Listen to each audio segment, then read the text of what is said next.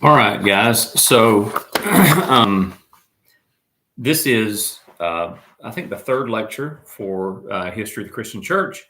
And today we're going to talk about three different things, really.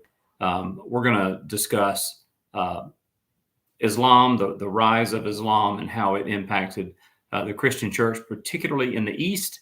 We're going to discuss some of the factors that surrounded the rise of the Roman church and really what became Roman Catholicism. And we're going to talk about the events that led up to and created what we call the Great Schism in Christianity, which happened in 1054. But it's very good to be with you again. I am home today from work. I had surgery last week, so I'm home recovering from surgery like an old man. So here's what we're going to do. I'm going to lecture through each section, maybe take a pause. If it feels like it fits, take a pause, and then we're going to try to get through all three of these together. So let's get going. A lot of the stuff we're going to cover, you've probably already engaged with in your textbook. So this is a little bit of a step back, if you will, in time from where you probably are in your reading. But I want to make sure that we cover these events and really that we talk about Christianity as a movement and how some of these things aligned to create really kind of what we have now, the major traditions that we have now in Christianity. So let's begin by talking about Islam. So of the world religions, when you think of the religions that really have impacted the world, you think of Hinduism and Buddhism and Confucianism over in China, the Chinese religions, both Taoism and Confucianism. You're talking about Shinto, which is a Japanese religion. You talk about the various indigenous religions that exist on various continents. And most of the world religions are some form of polytheism or pantheism, something like that. But there are three of the world religions that are the three great monotheistic religions. You have Judaism, Christianity, and Islam in that order. And so the most practiced religion in the world is Christianity. Coming in second, about 1 billion people less or so, you have Islam. So the two religions are very close in age. Islam appeared about 700 years or so after Christianity. So Christianity was well on its way to developing the traditions that we have now in Christianity when Muhammad came on the scene. So let's kind of talk about the beginning of Islam and then maybe how it impacted Christianity. So in 570, you had this boy was born to a fairly poor clan in the Arabian Peninsula. Now, when I say the Arabian Peninsula, you'll hear that quite a bit. The Arabian Peninsula, obviously, Abraham spent a lot of time in that area. It would be the entire country of modern-day Saudi Arabia. So that peninsula has, for the most part, in the modern world, always been considered Arabia, and it's Saudi Arabia because the Saud family has a monarchy there. So you know how monarchies work. The king, the monarch, owns all of the land within the monarchy. So the Arabian Peninsula essentially belongs to the Saud family, the Saudi Arabia. So in 570, Muhammad's born to a poor clan.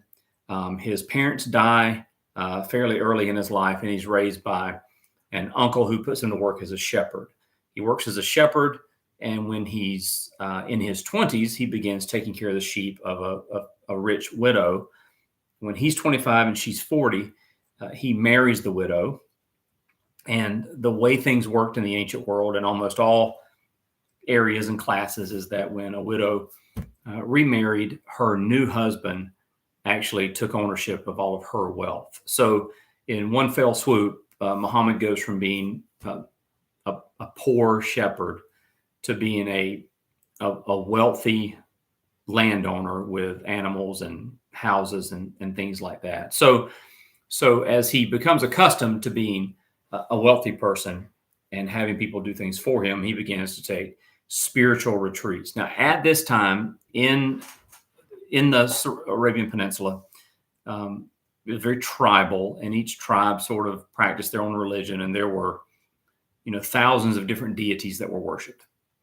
And these were all Arabs, right? These are all descendants of Abraham from Ishmael, right? So you had Muhammad, who was taking these spiritual retreats, and when he was 40, about 35 years after he got married, he began receiving revelations from what he called the angel Gabriel. And as the angel Gabriel would reveal these things to Muhammad, he would write them down. And these revelations make up the modern day Quran, which is the holy book for all of Islam. So rather than really go through the early days of Islam, it's just important that it wasn't received well right away. And there was actually quite a bit of conflict. Islam becoming the dominant religion on the Arabian Peninsula was actually a fairly bloody affair. It's supported by portions of the Quran, and actually supported by the early days of Islam, that Islam was spread primarily through the sword, meaning that armed conflict is what would convert people. So we've talked about this before, but I just think it's important that you keep in mind that this notion that we have, this American notion or this Western notion that we have, that I have freedom of choice. I can believe what I want. I can worship what I want. I can choose the job that I want, right? Like I have all these freedoms that are a result of our Western way of thinking, our Western society, is not the case when you consider the history of humanity. Typically, whoever's in charge gets to pick what we believe. And so if, for instance, Muhammad and his followers moved into an area and defeated those people militarily, then Muhammad, as the victor, got to decide what we all believe now. And that's how Islam was spread. And so if, Muhammad was born in 570, if you fast forward to his death in 632, his passion for spreading his religion through the sword continued through his next generation of followers. And so when you think about Christianity and how Christianity spread from Jerusalem, right? That's where everything sort of happened. That's where Peter preached the first sermon at the upper room. And then you had people that were spread out all over the Roman Empire, into modern day Turkey, into the Middle East and Syria and Lebanon and modern day Jordan, and even into, Persia, places like Iran, Baghdad, or Babylon rather, in Iraq. So you had all these areas, and then into, Western Europe.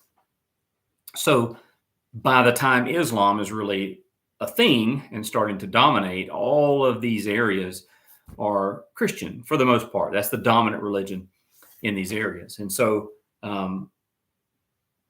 by the time you get to 632, the end of his death, and the years after that, here's sort of the landscape. Here's the religious landscape of those areas. In 625, Damascus, Syria was Islamic. In 638, Muslims took over Jerusalem. 643, Alexandria, Egypt, had the largest library in the world, was the center of really the intellectual center of Christianity was North Africa, particularly because of the library in Alexandria, Egypt. By 643, Alexandria was under control of Muslims. Almost all of North Africa was under the control of Muslims by 711.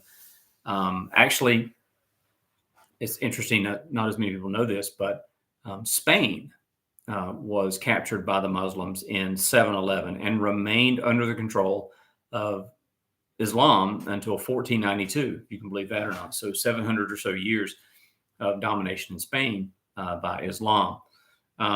It was stopped from entering into France at the Battle of Tours by Charles Martel in 732.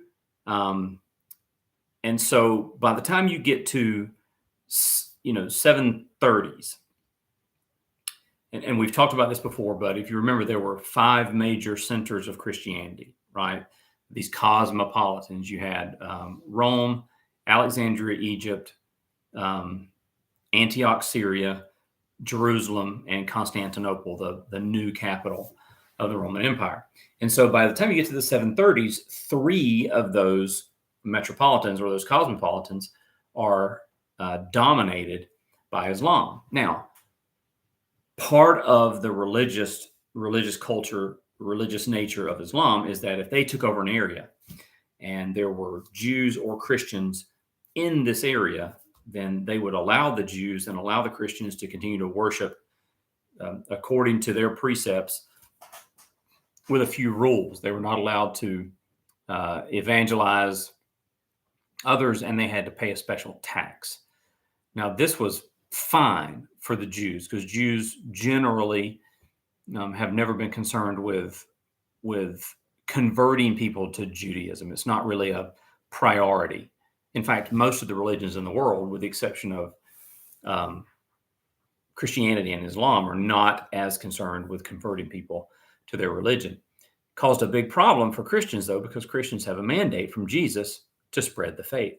And so by the mid-730s and getting into the 800s, this is a major problem for Christianity because Christians are prohibited, for fear of death, prohibited from preaching their faith, and they're having to pay a special tax.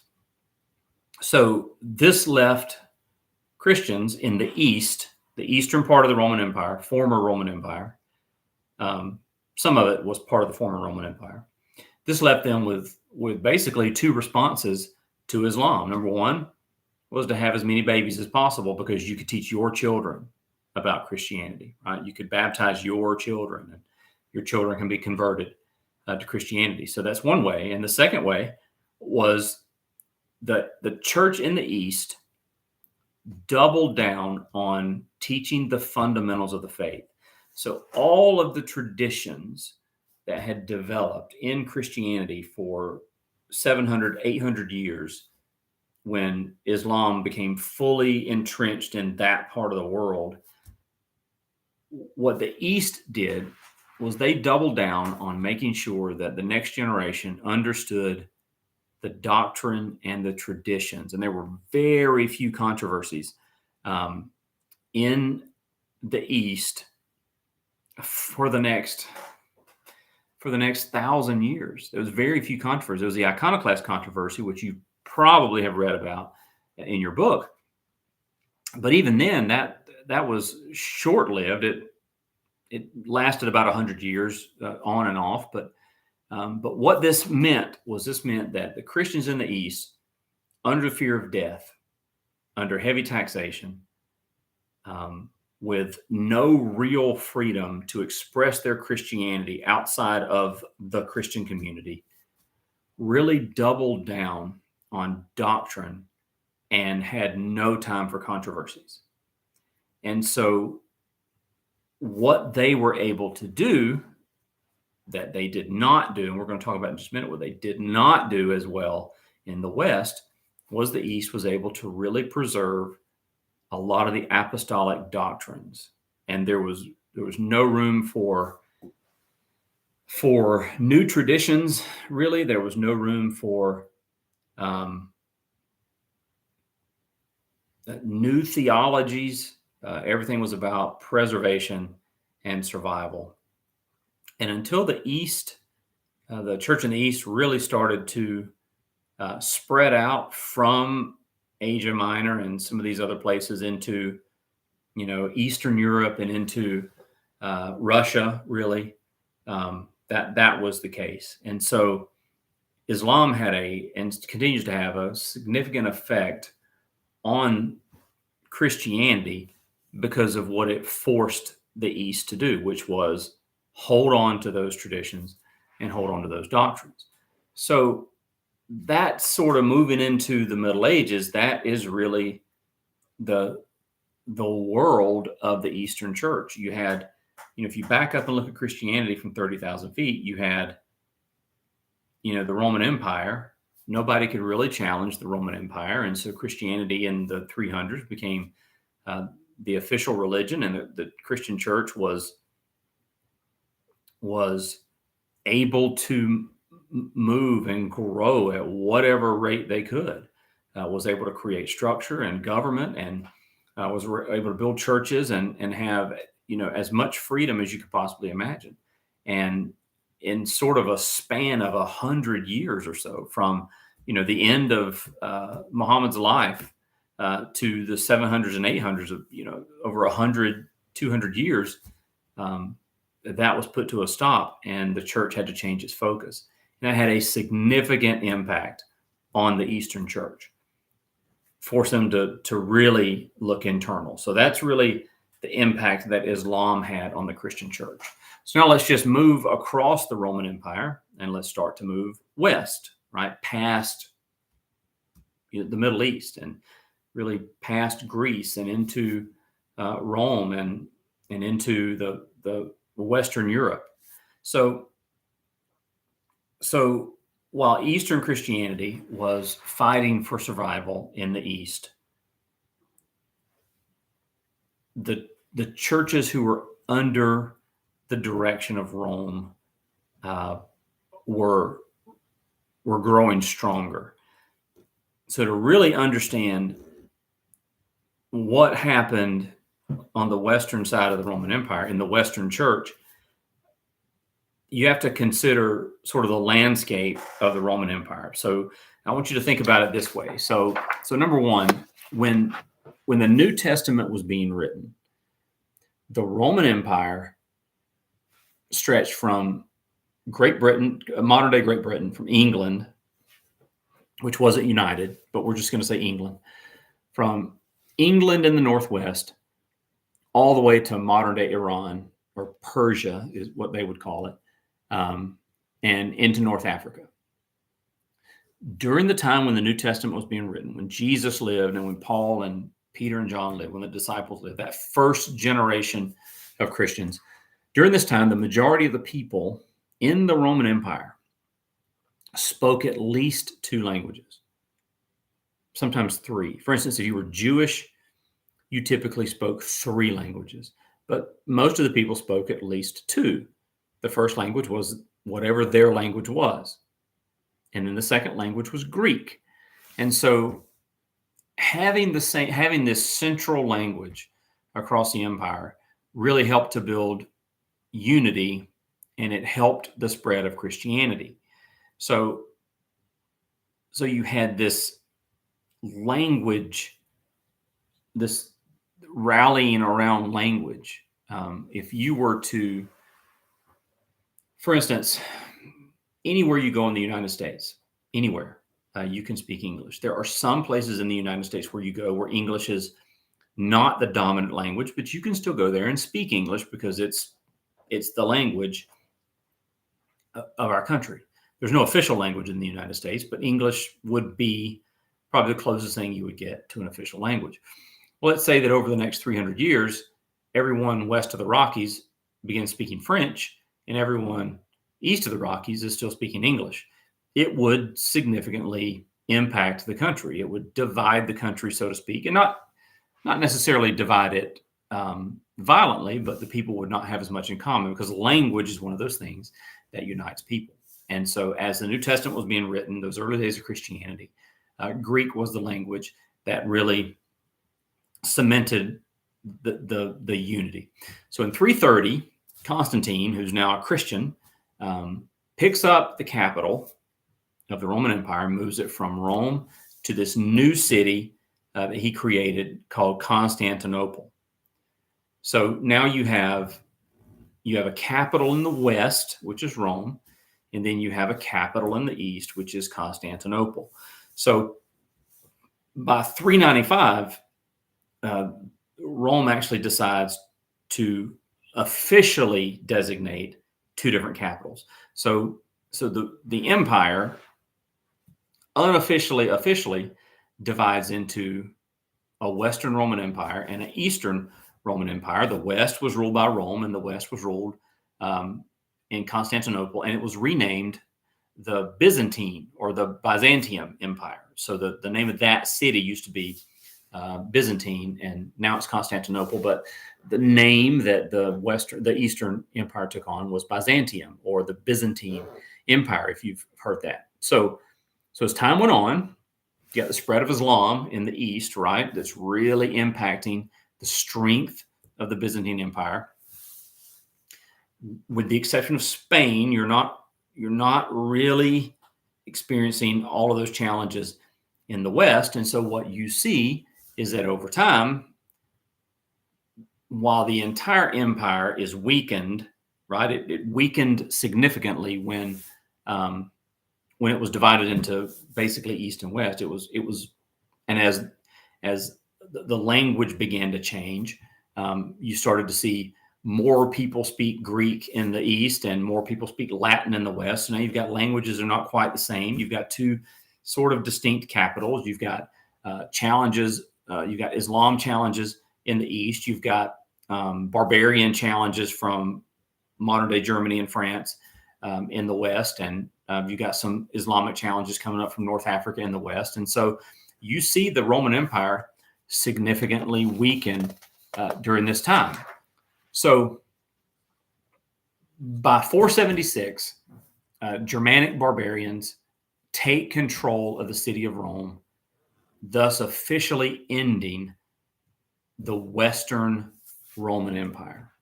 So in 476, whatever's left of the Roman Empire is whatever's left in the Byzantine Empire, right? For the most part, modern day Turkey, which we refer to as the ancient Near East, all of that area remained under Roman control until the Ottoman Turks essentially won it, which was sometime really the Roman Empire had essentially ceased to exist by then anyway. So we have in 476, the Roman Empire in the West is dead. So by the 5th century, by the 5th century, here are the conditions that existed among the 5 cosmopolitans. Remember the 5 cosmopolitans? Rome, Antioch, Alexandria, Jerusalem, and Constantinople. So the Christian church is still one church.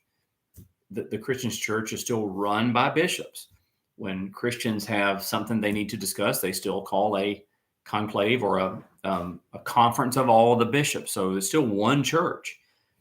There are some challenges because of language and because of political lines that are drawn now that didn't exist at the beginning of Christianity, and because of other religions and other challenges. There are challenges, but the Christian church is still functioning as one church with one unified system of leadership, and that is in the bishops and the cosmopolitans. So by the 5th century, here is the landscape among those 5 cosmopolitans. So number 1, churches under the leadership of the Roman bishop were separated politically from the other 4, because all the other 4 in the East under the Byzantine Empire, Rome stands alone. So it's separated politically now. Number 2, churches under the leadership of the Roman bishop spoke a different language than the other 4. The other 4, located in the Byzantine Empire, still primarily spoke Greek, where they were speaking primarily Latin in the Roman church. Number 3, since the fall of the Western Empire, And in the absence of a Roman government, the Roman bishop began exercising authority in more than just ecclesiastical matters, which is not something the other four needed to do because they still had the Byzantine government. So if the Roman Empire falls in the West, there's no emperor. You just have barbarian tribes that are moving in. The people who were part of the Roman Empire begin to look to the Bishop of Rome, because that would be, other than the emperor, that would be the second most notable, most powerful person politically, socially, whatever. And all these people were Christians, and so they looked to the Pope, Papa, to the Father of the Roman Church for guidance. And so just by virtue of the absence of a civil government, the empire, the Roman bishop began to become more involved in other things. So number 4, leaders in the Roman Church by the 5th century, leaders in the Roman Church began teaching that Peter was the bishop of Rome, and as a result, should be awarded a higher rank among the cosmopolitans. This was rejected by the other 4, but it became a fairly solid tradition by the 5th century in the Roman Church. And then number 5, at the same time, churches under the leadership of the Roman bishop began celebrating Easter on a different day and were using a different type of bread for communion. So by the 5th century, moving into the 6th century, Eastern and Western expressions of Christianity begin to diverge. They initially begin to diverge because of language and because of politics, right? There's now sort of 2 empires, and then eventually there's 2 empires, and now people aren't speaking the same language, and they're not all joined politically. And then you have the rise of Islam, and you've got the church in the East trying to survive over here, and you've got the church in the West that's not really having to deal with all of that. You have the fall of Rome, and Rome, or the fall of the Roman Empire in the West, and then left to sort of hold everything up is the Roman bishop, and the Roman bishop is just getting more and more powerful, and the Eastern Church is really just kind of surviving. And so all of these factors contributed to a shift in how Rome viewed herself versus the rest of the church. And it is all of these factors, Islam and the rise of the Roman Church, it's all of these factors that paved the way for what became known as the Great Schism. So we've covered 2 of the 3 topics I wanted to cover. We covered Islam, we covered the rise of the Roman Church and the factors surrounding that. So now let's talk about schism, this division, this official division in the church. So by the 11th century, we've been talking about the 5th century. So by the 11th century, the Byzantine Empire was in steep decline, and many of the areas that were formerly controlled by the Roman Empire were now handily in control of Muslims. The countries that make up modern-day Western Europe were forming, right? France was really beginning to form. Germany is beginning to form. England was really starting to come together, getting ready to unify. So some of these Northern European countries, so the countries that would become Western Europe by the 11th century, were really beginning to form and develop their own sovereign governments or their own kings, right? Most of Western Europe was Christianized and fell under the jurisdiction of the Roman bishop. At the same time, we're up into the 11th century, right? At the same time, the Eastern Church was faced with this dual challenge of a declining government, the Byzantine Empire is declining, and churches that were struggling to survive under Islam. So, leading up to the 11th century, there was an event that went even further towards dividing the Eastern and Western churches. So, we're leading up to the 11th century. So, in the 9th century, the Western part of the Roman Empire was non-existent, but the Roman bishop still recognized the authority of Constantinople. So these 5 cosmopolitans were typically selected in conjunction with the emperor, right? So even after the Western Empire falls in the 5th century to the Germanic barbarians, the Roman bishop is still selected partially through the emperor and local officials and that sort of. But the emperor still had a hand in it, and so up until the 9th century, the Roman bishop still, sort of acquiesced, if you will, to the Roman emperor, which was in Constantinople. But in 751, the Pope sanctioned a military overthrow of some of the barbarian tribes that had occupied Italy, that occupied France, occupied Germany, that area. And in 800, Pope Leo III crowned Charlemagne. You probably remember reading this from World History.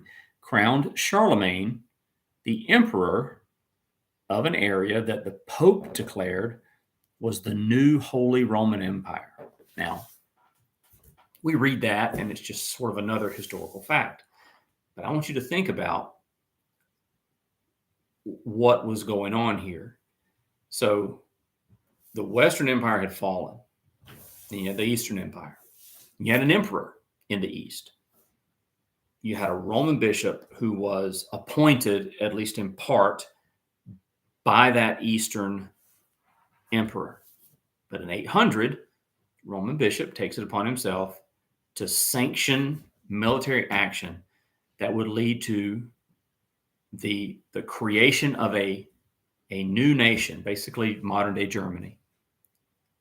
And then the Bishop of Rome declared that this area was now the newly formed Holy Roman Empire, and the Pope was the one that selected the emperor. So you have to imagine what they're thinking in the East. Wait a minute. We're the Roman Empire. We have the capital of the Roman Empire, and we are the ones that help select you. But in the 800s, that shifted, and this was a significant power move by the Roman bishop, because in that moment, the Roman bishop went from being subject to the political authorities to being in a position to be over the political authorities. So what this did was this officially severed any ties that the Western Church had with Constantinople, with the emperor in Constantinople. And so as far as the Western Church was now concerned, because you had these traditions about the authority of the Bishop of Rome because of Peter's role in Rome, or suspected role in Rome. You had all these traditions that built up that sort of, by the time Charlemagne was crowned emperor of the Holy Roman Empire, all of the factors that led up to that meant that Rome had established, at least as far as it was concerned, as the superior arm of Christianity and superior to the state, which probably did as much to cause schism as anything else that came after that. And so from that moment until the official schism in 1054, you had constant conflict between the Eastern Church and the Church at Rome. Remember, you had 4/5 of the church leadership disagree with what Rome was doing. But Rome, because they weren't having to deal with all the challenges of a failing empire, they'd already kind of checked that box. And because they didn't have to deal with the challenges of Muslim armies always trying to overthrow your area, they had the freedom if you will, to focus on other things, whereas the East was focusing on staying alive, having babies, and doubling down on doctrine. The West was able to develop new traditions and explore what it meant to be a powerful organization and what it meant to express that power politically in the form of,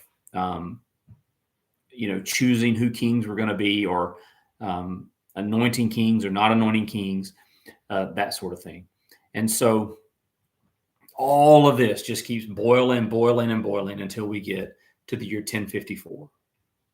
And in 1054, the patriarch, the cosmopolitan of Constantinople, Michael Cerularius is how you say his name. So Patriarch Michael he published a manifesto accusing Rome of doctrinal error. And he accused them of at least 5 different things. And here they are. So he accused them of using unleavened bread in communion, which was true. They were using different kinds of bread. And these are all things that he said were doctrinal errors. He accused them of fasting on Saturdays when they didn't need to, legalism essentially. He accused them of eating meat of strangled animals, which is something that goes all the way back to the New Testament. He accused them of using a phrase, and they still do. This is still a point of contention between the East and the West. But if you look at the Nicene Creed, the East doesn't say the Nicene Creed quite the way the West does, because the West has inserted where it says that the Spirit proceeds from the Father. The West added to that, and the Son. So the Spirit proceeds from the Father and the Son. That and the Son is known as the Filioque. It's a Latin word, Filoque, Filioque, which means and the Son. And it is still a point of contention between East and West.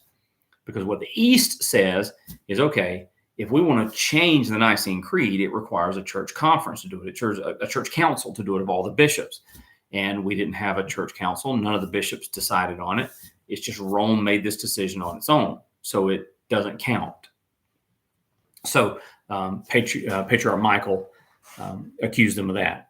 And then the 5th thing was he pointed out that the Pope's enforcement of celibacy among the priests was not biblical. It was not something that the church had agreed to. And so what you had then was you had all these Eastern affiliated churches in the East, but you had, and we haven't really discussed monasticism. I know you've read about it. Monasticism is a very important aspect of the formation of Christianity. We just haven't covered it in live lectures. But you had various monastic orders. And so you had monasteries in the East that were affiliated with Rome. So what Michael did was he closed all the monasteries in the East that were affiliated with the Roman Church and wouldn't allow them to reopen unless they agreed to conform to Eastern practices. So he basically took over the monasteries. The Roman bishop at the time, the Pope at the time, was Leo IX. And Leo IX protested by declaring that the Roman Church was superior to all other churches, and that any practices in the East that didn't conform to Roman practices were aberrations of Christian worship. So you had Michael, who was essentially declaring that Rome was practicing heresy to an extent, not quite heresy, but was not biblical in some of their doctrine. And Pope Leo IX shot back. Doesn't matter what you say, because if you're not conforming to what we're doing, you're wrong, because we're the superior church. So 1054, Leo sends 3 emissaries to Constantinople to discuss the differences, but Michael will not see the emissaries. So it doesn't recognize them, doesn't recognize their authority. And so in retaliation, the emissaries place a papal bull, which is an order from the Pope, places a papal bull on the altar of the St. Sophia Church and excommunicates Michael and anyone that follows him.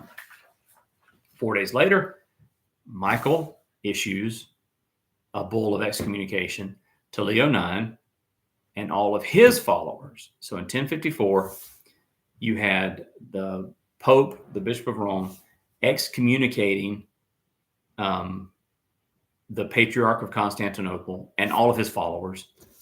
And then you had the Patriarch of Constantinople excommunicating the Roman bishop and all of his followers. And in that moment, in 1054, that was an official break between East and West. And it didn't work itself out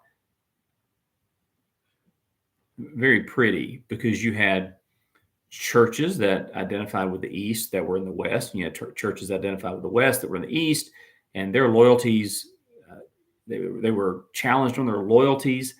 The people were challenged.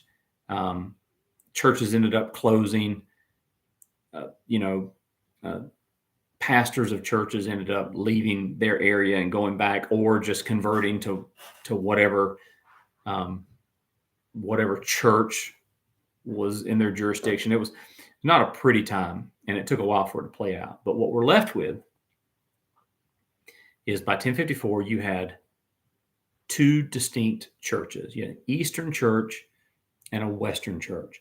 You had an Eastern church that was still operating in the same way that ancient Christians had always operated, through the use of bishops and councils that were, to the best of their ability, still maintaining traditions that had existed since apostolic times. Still spoke Greek, by the way, and so were able to really handle the New Testament in the original language. And then you had the church in the West, which spoke Latin and was doing their services in Latin and developing traditions that were not aligned with the traditions in the East. And so what you were left with were two organizations that were united in their basic beliefs, in the divinity of Jesus and that sort of thing, like the Orthodox beliefs of Christianity, but then it developed traditions and other theological, emphasis that the other one did not. And so you have essentially two different churches now. So the Christian tradition that developed in the East became known as Eastern Orthodox, and the traditions developed in the West became Roman Catholicism. Now, the two churches have united briefly through history, primarily during the Crusades, when Muslims took over Jerusalem. The Eastern Patriarch appealed to Rome for help, and then when Constantinople was under attack, he appealed to them again. And so there have been moments of reconciliation, but there's been any formal attempt at reunion has failed significantly. So this is what we've learned in this lecture. Islam, the rise of Rome, and the schism, the Great Schism of 1054, are all really sort of connected. And it begins, really, if you had to point to an event that really started the decline, it was when Constantine moved the capital to Constantinople, essentially dividing the kingdom. And when the kingdom became divided in the 5th century officially, with an official Western empire, Western capital, and an official Eastern capital, it divided the people, and the people went to church, and it divided the churches, and then the languages drove them apart even more. And so it almost seems like it was inevitable to some extent. I think that if you were to play what if the West would have had to have struggled with the rise of Islam the way the East did, I don't know that you would have seen some of the traditions in the West become what they eventually became. But I do think it's interesting to note that as far as Eastern Orthodoxy is concerned, and this, when I say Eastern Orthodoxy, this includes the Greek Orthodox and the Eastern Orthodox and the Romanian Orthodox, Russian Orthodox, Armenian Orthodox. So those Eastern churches, when you talk to them, as far as they're concerned, there wasn't a schism. As far as they're concerned, Rome left the fold. That's how they look at it. And if I'm being objective, I'm not 100% sure I disagree with that as much, because if you think about it, 500 years after Rome left, Martin Luther saw the state of the Western Church and thought, this isn't right. And there was another schism that created the Protestant Reformation. So I hope you learned something in this lecture. I hope it was interesting to you. As always, guys, I'm available via email. I'm available via telephone. And I look forward to seeing you the next time.